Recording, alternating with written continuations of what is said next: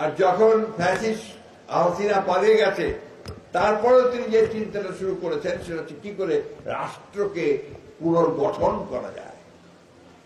ঘর ভেঙে গেছে, এখন কি করে নতুন ঘর তৈরি করতে হবে এবং সেই ঘরটা যেন সুন্দর ঘর হয়, এই কথাই তিনি চিন্তা করছেন। জনাব আমিনুল হক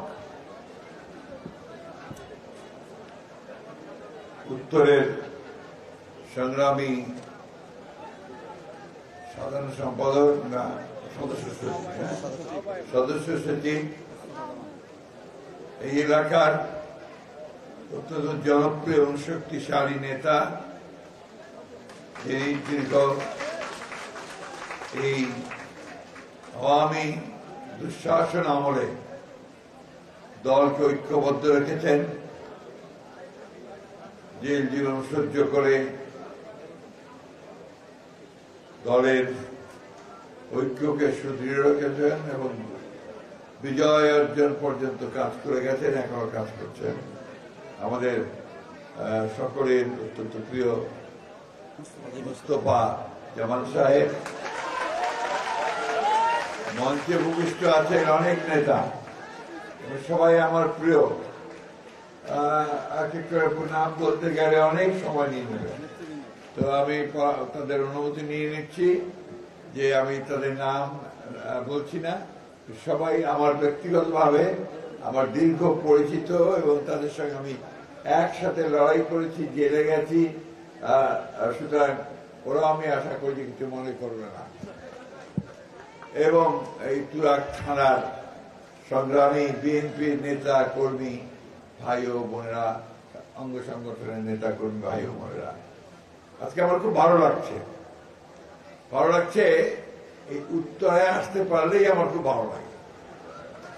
আমি প্রায় 17 বছর উত্তরায় আমি আপনার থেকেছি, বাস করেছি এবং আপনাদের প্রায় সকলের সঙ্গে আমার যোগাযোগ ছিল, কথাবার্তা ছিল, পরিচয় ছিল। অনেকে আমার অত্যন্ত ঘনিষ্ঠ ছিলেন, নিয়মিত আমার ওখানে যেতেন। সেজন্য যখনই আফাজ আমাকে বললেন যে স্যার আমরা একটা সদস্য নবায়ন একটা কর্মসূচির উদ্বোধন আপনাকে করাতে চাই, আমি অসুস্থ থেকেও আমি না করতে পারিনি। আপনারা অনেকে শুনেছেন যে আমি মাত্র কয়েকদিন আগে চোখের একটা বড় সার্জারি করে আমি দেশে এসেছি, এখনো পুরোপুরি সুস্থ হইনি। আমি যে কথাটা বলার জন্য আপনাদের এখানে মূলত এসেছি সেটা হচ্ছে যে আজকে জাতির এই চরম ক্রান্তি লগ্নে একটা ভয়াবহ ফ্যাসিস্ট শক্তি দীর্ঘ 15 বছর এই জাতির সমস্ত মানুষের উপর অত্যাচার, নির্যাতন, নিপীড়ন করেছে।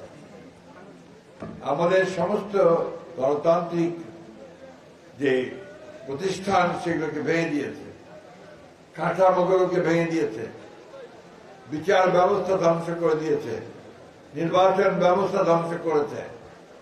আমাদের প্রশাসন, বিশেষ করে পুলিশ প্রশাসনকে তারা দলীয়করণ করেছে, ব্যবসা বাণিজ্য সব কুক্ষিগত করেছে এবং অর্থনৈতিক ব্যবস্থাকে কুক্ষিগত করতে গিয়ে সমস্ত ব্যবস্থাকে ভেঙে দিয়েছে। বন্ধুগণ, সেই 15 বছর পরে ছাত্র জনতার বিপ্লবের মধ্য দিয়ে এবং আপনাদের 15 বছর সংগ্রামের মধ্য দিয়ে আমরা এই ফ্যাসিস্টকে সরাতে সক্ষম হয়েছি।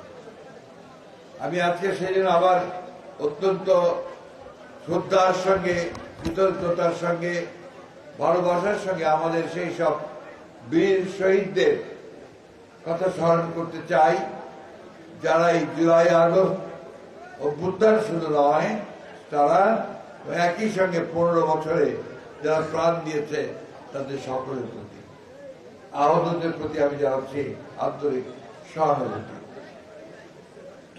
এই যে ত্যাগ শিকার 15 বছর ধরে যে আপনার অত্যাচার, অন্যায়, কারাবরণ, আমি অনেককেই চিনি এখানে।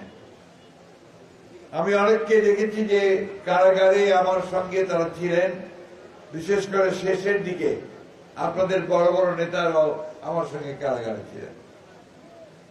এর মধ্যে আমার সবচেয়ে কষ্ট হয়েছে যখন একদিন আমি আমাদের ডিভিশন থেকে অফিসের দিকে যাচ্ছি কোর্টে আসবো বলে, সেই সময় দেখি যে রাস্তার ধারে একজন অল্প বয়সী মানুষ সেই কোয়েলির পোশাক পরে ঝাড়ু দিচ্ছে, অর্থাৎ জেলখানা যা বলা হয় ঝাড়ু দফা।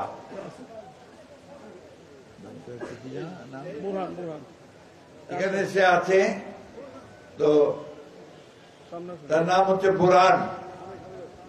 তো সে একা নয়, এরকম অনেকেই আছে যারা সেই দিন কারাগারে থেকেছেন এবং সাজাপ্রাপ্ত হয়ে কোয়েলির পোশাক পরে আমি অনেককে চিনি এখানে, যারা সেদিন কারাগারে বরণ করেছেন। এদের ত্যাগ, এদের তিতিক্ষা, এটা এই জাতির একটা গণতান্ত্রিক রাষ্ট্রের জন্য করেছে। অর্থাৎ ব্যবস্থাটা যেন গণতান্ত্রিক হয়, অর্থাৎ আমরা যেন সবাই অধিকারটাকে রক্ষা করতে পারি। মূল কথাটা কি ছিল আপনাদের নিশ্চয়ই মনে আছে, যে আমাদের একটা কেয়ারটেকার গভর্নমেন্ট সিস্টেম ছিল, অর্থাৎ ভোটের সময় আমরা একটা নিরপেক্ষ সরকার চাই, তাই না? কারণটা ছিল যে আমরা দেখেছি যে নিরপেক্ষ সরকার থাকলে ভোটে কারচুপি, জোর করে নিয়ে যাওয়া, এই সমস্তগুলো হতো না।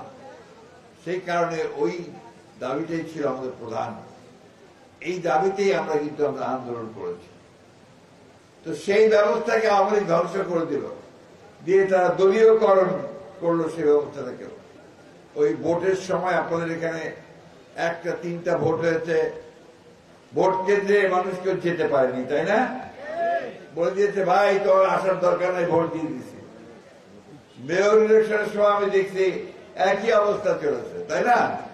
তো ভোট কেন্দ্রে আপনারা যেতে পারেননি, ভোট দিতে পারেননি। আমরা সেই ভোটের ব্যবস্থাটাকে ফিরিয়ে চেয়েছি যে আমার ভোট আমি দেব, যাকে খুশি তাকে দেব। সেই সঙ্গে আমরা আইনের শাসন চেয়েছি। আওয়ামী লীগ ক্ষমতায় থেকে তারা যেটা বলতো সেটাই হয়ে যেত আইন।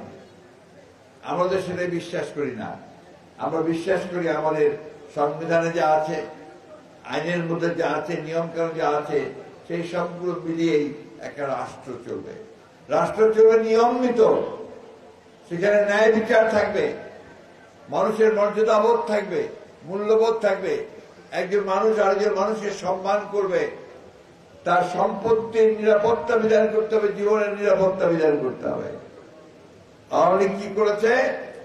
আওয়ামী লীগ ক্ষমতায় এসে সবকিছু দখল করে দিয়েছে, তাই না?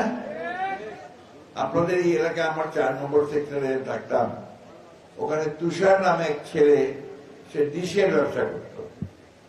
আমার কেবলের কানেকশন সেই দিয়েছিল। তো এই আপনার নতুন এমপি ইলেকশন হলো, আপনাদের বাই ইলেকশন, সেইখানে হওয়ার পরে একদিন সে আমার বাসায় এসছে। এসে আমি কি খবর, তোর ব্যবসা কেমন চলছে? তো বলছে স্যার ব্যবসা তো আমার নাই। কেন? যে আমার ব্যবসা তো আওয়ামী লীগের এমপি আমাকে দেখে নিয়ে বলেছে অনেকদিন ব্যবসা করেছে, আমার ব্যবসা করবো আমরা, এবং আওয়ামী লীগের লোককে দিয়ে দিয়েছে। এই ঘটনার বিরুদ্ধেই, এইসব ব্যবস্থার বিরুদ্ধে আমাদের সংগ্রাম। আমরা যদি আবার ওটা হয়ে যাই, তাহলে কিন্তু আপনি আওয়ামী লীগ হয়ে গেলেন। অর্থাৎ কোনো কিছু জোর করে, দখল করে, চাঁদাবাজি করে আমরা যেন মানুষের অধিকারকে হরণ না করি, আইন যেন নিজের হাতে তুলে না নেই, এই কথাটা আমাদেরকে সবসময় মনে রাখতে হবে। আমাদের ভারপ্রাপ্ত চেয়ারম্যান সব সময় একটা কথা বলছেন, বারবার করে বলছেন যে আপনারা কখনো নিয়ম ভঙ্গ করবেন না, আইন ভঙ্গ করবেন না, অন্যের উপর অন্যায় অত্যাচার করবেন না। আপনাকে যে জনগণ ভোট দেবে, কি দেখে দেবে? আপনি ওকে ধমকাবেন, ওর ব্যবসা নিয়ে নেবেন, বাড়ি নিয়ে নেবেন, ওকে আপনাকে ভোট দেবে? দেবে না। ওই জায়গায় তার সঙ্গে আপনাকে ভালোবাসা তৈরি করতে হবে, উইনওভার করতে হবে, তাকে ভালোবেসে তার কাছ থেকে ভোটটাকে নিতে হবে, তাই না? সুতরাং এই বিষয়গুলো কিন্তু আপনার পার হয়ে আজকে এই জায়গায় আমরা এসেছি যে ওই জায়গাটা তৈরি করার জন্য। আমি আমার বক্তব্যের শুরুতেই আন্তরিকভাবে ধন্যবাদ ও কৃতজ্ঞতা জানাতে চাই আমাদের ভারপ্রাপ্ত চেয়ারম্যান জনাব তারেক রহমানকে, এই জন্যে যে তিনি এই বিগত বছরগুলোতে আমাদের নেতৃত্ব দিয়েছেন। দুঃখিত, আন্দোলন সংগ্রামে, আর যখন ফ্যাসিস্ট হাসিনা পালিয়ে গেছে তারপরেও তিনি যে চিন্তাটা শুরু করেছেন সেটা হচ্ছে কি করে রাষ্ট্রকে পুনর্গঠন করা যায়। ঘর ভেঙে গেছে, এখন কি করে নতুন ঘর তৈরি করতে হবে এবং সেই ঘরটা যেন সুন্দর ঘর হয়, এই কথাই তিনি চিন্তা করছেন।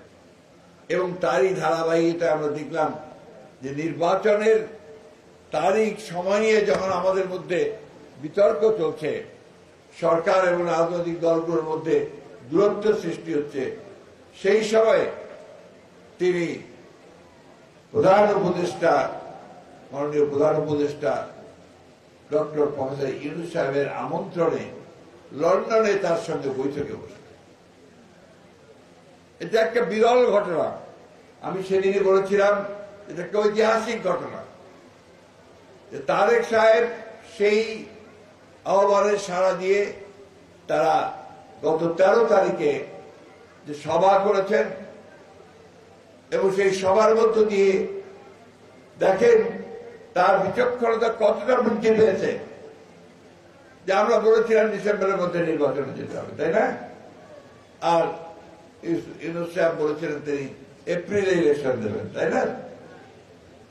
তিনি আলোচনার মধ্যে গিয়ে ওই ডিসেম্বরে থাকেননি, তিনি কিন্তু ফেব্রুয়ারিতে চলে গেছেন এবং ইউনূস সাহেব পিছিয়ে তিনি ফেব্রুয়ারিতে এসেছেন। একেই বলে রাষ্ট্রনায়কোচিত নেতা।